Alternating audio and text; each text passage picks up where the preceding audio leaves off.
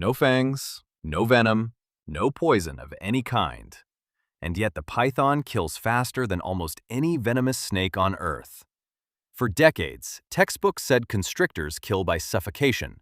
The snake wraps around its prey, tightens with every breath until the animal cannot inhale.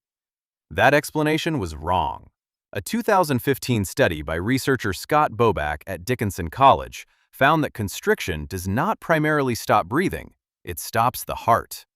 The pressure disrupts blood returning to the heart through the veins.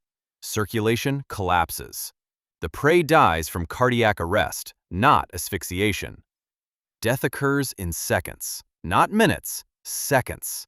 The snake does not need to hold on long, it just needs to hold on once. A predator that rewrote its own textbook entry. That is the python.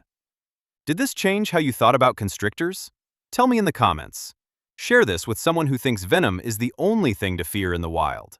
Follow this page, The Animal Kingdom